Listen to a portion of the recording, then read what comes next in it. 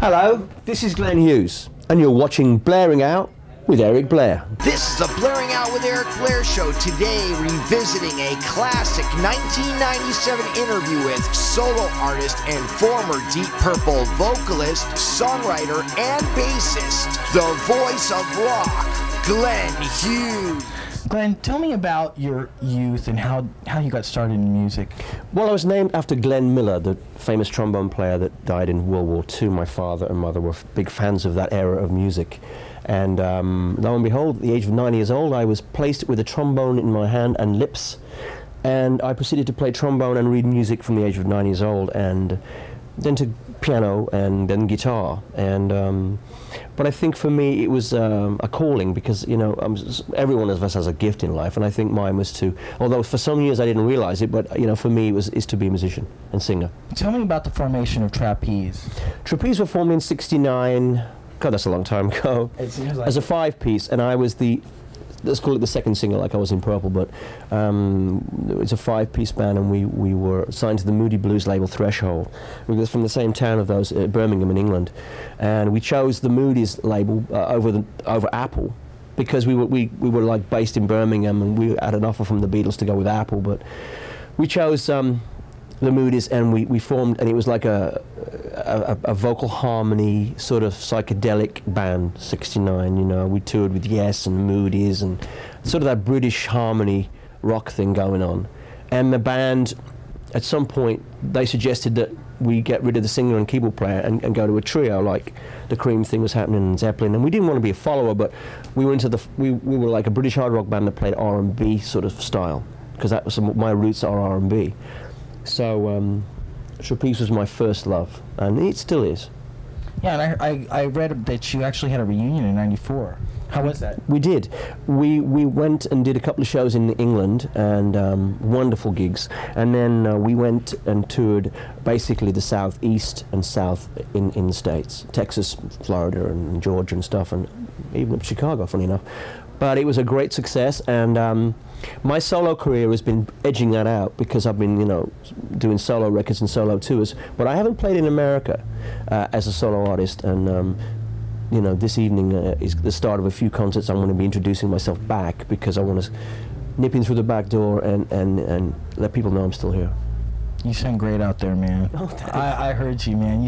You just sound awesome, man. Your voice is just incredible. Oh, thank you. You know, I mean, me and my brother were talking about this. It's like whenever a big band needs help, they go to Glenn Hughes. Yeah. There's another big band going to call me any moment, I feel, but I can't say who it is. And I'm going to, you know, I think right now in my life I'm very, very centered. I'm very, very happy where I am. And I don't really want to join another, you know, band that's, you know, happening. I just, you know, I want to be who I am, and that is a singer-songwriter who I used to write for albums, you know, each album, and now I write all the time for other people and movies, but right now I'm very, very happy. Walk us through your departure from Trapeze and your joining Deep Purple in '73. Trapeze were playing the Whiskey A Go-Go on the Strip in '72, and I found it very amusing that, you know, we played for 4 nights, and everybody in Purple was there, except Ian and Roger, and I'm going, wow, they must really like me as a friend, you know. We just hung out and drank some beers.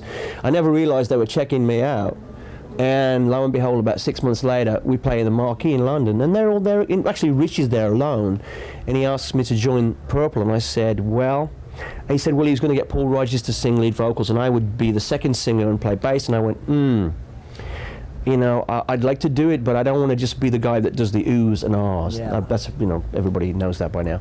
But, you know, and he said, well, sure, you know, because Paul, you know, has got the rich voice, and I've got a higher voice, you know, although we've got a similar sort of tone. And the biggest compliment for me at the time was when Richie said to Paul, well, we're going to get Glenn to sing second, and he said, well, why do you want me if you got Glenn? I thought that was very, very cool.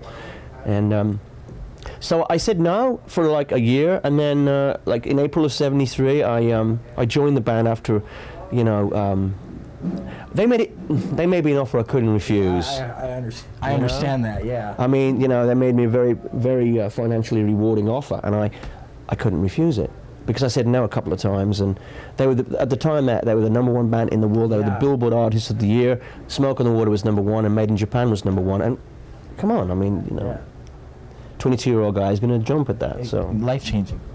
Them's the apples, yeah. Did you enjoy working with Ritchie Blackmore? When I joined the band, Ritchie initiated me by, we both lived in London, and we flew to Hamburg for the weekend, and we sat up in this bar for 3 days, drinking beer, and we were the best of friends. And he would say, man, he said, you're as good as Paul McCartney, even better. I'm going, wow, cool. Maybe I will be. Who knows? But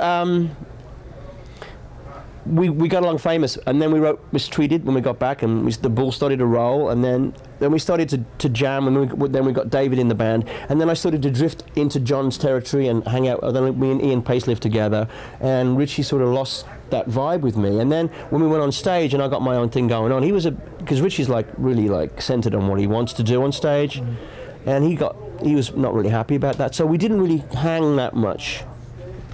What you've heard about Ritchie Blackmore, folks, is true. He's a fantastic guitar player, nice chap, but he's sort of the evil one amongst us. Yeah, I've heard a lot about him. Also, he'll tell you he's the evil one, but he's not really. He's actually really a nice guy. Yeah. Like Ozzy, you know, dear friend of mine. Ozzy's a lovely guy. He's not evil.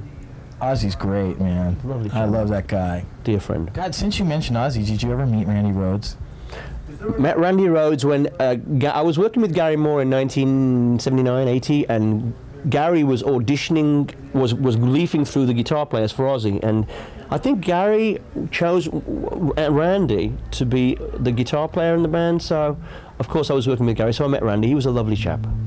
Beautiful, beautiful person. Yeah. What are your greatest moments from your studio recordings with Deep Purple, starting with Burn? Studio moments from Deep Purple would have to be, I wrote Burn, the riff for it, and I wrote a lot of stuff on that record, but when we wrote Burn, the 5 of us in the room, that was a magical moment, you know, and stuff like Sail Away and Mistreated and stuff that, you know, has got the Glenn Hughes trademark, because if you listen to Purple before I joined, it was a fabulous band, but there was no foundation as far as like any movement in the bass, and Roger's a great bass player. I think it was the notes I didn't play than the ones I played, so you know, so that for me was interesting, and they hired me for that reason. So, you know, we changed the shape of the band, and it went top 5 in America. So it wasn't a failure. Now, Stormbringer. This is the album that Ritchie and I fell out over, and I said to Ritchie, I said, when you got me to join the band, you realised that my roots were into R&B, and at some point, you know, I was growing rapidly, and I wanted to, you know, just add a little bit more soul into the band. A lot of people really liked it. I think we got a new audience, but it was moving away from heavy metal, you know. And I think every band should grow. I think any band that does the same album twice, you know, I don't want to name names, but it's stale. I can't do that. And in my solo career, people go, well, what's it going to be this time? Is it going to be hip hop, jazz, rock, pop? I don't know. Whatever the mood is, you know. The final album, Come Taste the Band. We auditioned Clem Clemson for the gig in LA, and he was a great guitar player, but he didn't have a character. Nothing against Clem, he's a fabulous guy. He's a great guy, and he's a great guitar player. Then we auditioned Tommy. When he walked into the studio, 5, 6 different colours in his hair, I said, he's coming home with me. We're going to jam at my house. And we jammed that night, and we played the next day, and we wrote Getting Tighter, and Drifter, and Dealer, and you know, it was like it was like another, you know, with Coverdale, me, and then Tommy, the whole thing with Purple was changing, you know, and it was evolving pretty nicely. Great band. Tommy added something new. I loved it, and he was my best friend. I think it's been recognized very clearly that he was my brother. You know, what was your relationship like with Tommy Bolin? Well, he moved in with me up in the hills there in LA, and he lived at my house for 3 months while we were pre-production and writing and rehearsing. And then Tommy and I, we were pretty, you know, we were pretty wild guys, and we hung like donkeys. We just loved it. But we wrote a lot of great music, and we were soul brothers. We were just, you know, dead ringers for each other's vibe. So, you know, I was an only child, and I looked at Tommy like my brother, and I didn't have that vibe with Blackmore. You couldn't get close to him, you know. Yeah. Ritchie likes women, he doesn't like guys. But I like guys in the sense I like to hang with guys. Yeah. I like women, like we like women. Yeah. But, you know, we're all human beings, and Tommy was close to me as far as, you know, that. Tell us about life in the fast lane while in Deep Purple.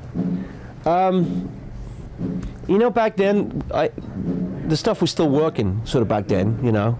It was still working pretty good, and there was a lot of parties at the house, and we took it on the road, and we didn't get a lot of sleep, but it was still sort of working.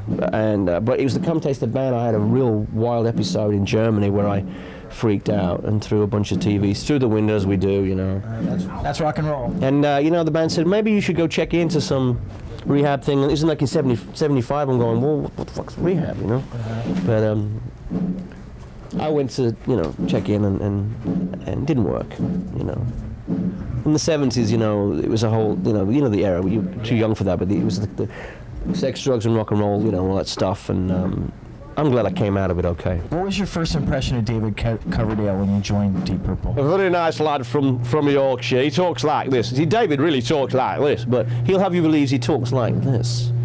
But he doesn't. And David's an old, dear friend of mine. We never, any people think that we had a problem singing in Purple together, that there was no friction. It was, we did great on the albums together, but towards the end of the band, when I think I was on stage more than he was vocally, and we jammed a lot. So David wasn't, we didn't have an instrument, so it was really hard for him to be on stage. So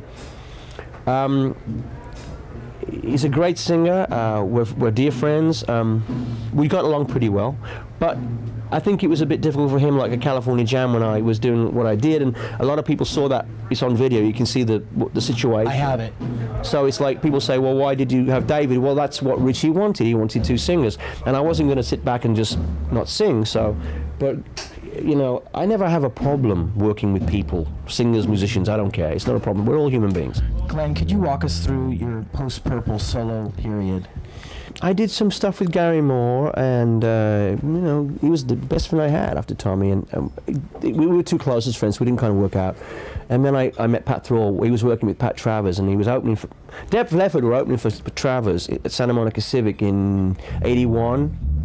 And I went down there and I said to Pat Travers, I'm sorry, but I have to steal your guitar player, because I'd never heard anything like it. Sure enough, Pat left Travers, and we started to build a foundation what was to become Youth Thrall. We took about 9 months living together, figuring each other out, and then we took a lot of time writing that record. And it was a critically acclaimed record. And CBS, the head of CBS, came down to me in the studio and says, we don't even have to promote this, it's going to be a #1 record. So, but it sort of did. It wasn't a flop, but it sold a couple 100,000. But it should have been a bigger record at the time. But I think we didn't promote it. We didn't go on the road. We did about 10 dates, and that wasn't enough. You've got to play a lot. It's a great record. I think people that are interested in Glenn Hughes should pick that one up. It's a great album. What led you to end up in Black Sabbath in the mid-'80s? I was in London and doing this Garry Moore thing, which I did with him eventually, and then I got a call from Tony Iommi, a dear friend of mine from my hometown, and he said, would you sing on my solo album? He said, we've got Rob Halford and we've got Robert Plant going to sing 3 songs, and you'll sing 3 songs. I said, sure.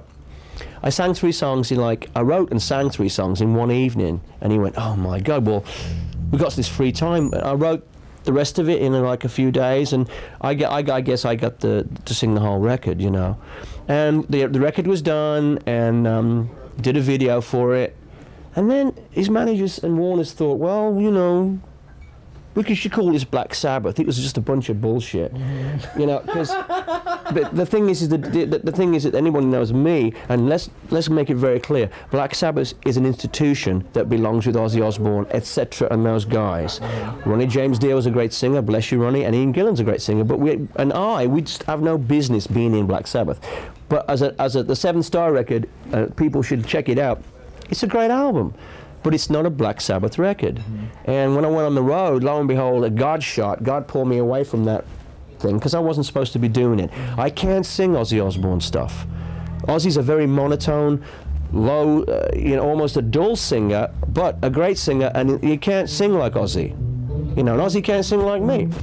We respect each other a lot, we're very close. And I felt uncomfortable in that band, because Black Sabbath is a great band that should stick with Ozzy Osbourne, and that's what they're doing right now. Actually, I've just done a Tony Iommi solo album, which was coming out after the next Sabbath album. How is it? The Tony thing? It's great. It's It's, if you can imagine, Tony, really heavy riffs with trapeze overtones from me, and I'm playing bass on it and singing, so it's very melodic, but it's dark at the same time. Cool. So it's, Tony said he wanted me to bring as much influence I could bring into it without getting super funky, which it wouldn't work. But Tony was man, he gave me the keys, and I just took it away and sort of co-produced it, and it'll be coming out sometime in '99. Time at the Betty Ford Center? I think it's been highly written about my trip there, and you know, some people don't like to talk about their visits to these places, but for me, you know, it's okay, because 6-7 years ago I decided that I couldn't stop doing what I was doing unless I went to a professional. And you know, for me, you know, I had to stop drinking and doing chemicals. I couldn't do it alone, and I tried to for a few years, and in 1991 I just said to myself, well, you know, spiritually I was like bankrupt. I was just spiritually dead, you know, and I was, you know, living from royalty check to royalty check, going like a madman. And I just said one day, well, I'm going to give it a shot and do the best I can. And for me, having a program and doing what I did at Betty Ford is showed me a way of life now to live. You know, I was capable of making albums in the '80s, but I wasn't capable of touring. So that's changed now, and I hope someone is watching this and can get something from this. But for me, I had to surrender, and I just was beat up so bad inside from abuse that I just had to say no more. And for me, I turned myself over to some professionals who know how to deal with it, and I live a wonderful life. I wouldn't change it for the world. Who influenced your bass playing? Well, first of all, it was the Tamla Motown bass players, period. Carol Kay, the woman bass player, was a big influence. You know, and I can't really name names, but I heard a lot of the really low halftime bass players in the 60s that influenced me. It's what I don't play than what I do play. You know, there's a lot of great era bass players of the 1980s, Stu Hammond, Billy Sheehan, my buddy, playing the way they play, but Glenn Hughes plays halftime, and it's like the cool small, you know, halftime licks, and it's the vibrato that people know me for. It's not the hammer-ons that I don't do that stuff. It's what I don't play. Yeah. It's the more important than what I play on the bass anyway. Well, I don't think that really makes a bass player, how many notes you can rip into one scale. I think what it is it's, let's face it, it's songwriting. Songwriting and soul. Absolutely, and I am a soulful guy. How does one of the greatest singers in rock and roll take care of his voice? Well, we've discussed alcohol. I don't drink, I don't smoke, no chemicals, no red meat, a lot of exercise, a lot of breathing exercises, and it's all from upstairs for me. It's all a channel from someone greater than I. So, and I put it down to having a gift, and it's not me. It's given to me. I rent this thing, so I'm just lucky to have it. You know. Who is your favorite sex symbol, Glenn? I like Sporty Spice. Really? Yeah, I think she's cool. Yeah, Sporty Spice is my favorite. Cool. I like Jerry, actually, myself. I like bigger-sized women. No, I like Sporty Spice. She's from the north of England, like I am, and I like her. You know, she's cool. Have you had a chance to hook up? I mean, meet her? No, but I will. Trust me. What CDs are you currently listening to right now? My car right now, I have Maxwell's Urban Suite, Herman Ang Suite. I have Best of Sade. Cool. That's a good one. Tony. I have Terence Trent in the car. I have Feel by Glenn Hughes in the car. I just listened to on the way down here. And Erykah Badu. You better call Tyrone. Love that. Cool. That's hot, dude. Yeah. Okay, Glenn, what's next for you? Doing a record right now with Stevie Salas and Matt Sorum, retro funk rock record, which is going to be coming out sometime in May. I'm doing a dance record, Euro hip hop, trip hop, techno record in the summer for something I'm doing secretive over there. But I'm gonna, you know, I'm doing something with Keith Emerson. Maybe do some more shows with Mark and Keith. And for me, it's open. I'm writing. I've just done a thing. I have a song in the Kevin Costner film, and the Postman. So for me, it's all open right now. You know, I'm going to tour South America in March with my band. Going to go to Russia in May. So it's a busy year for me.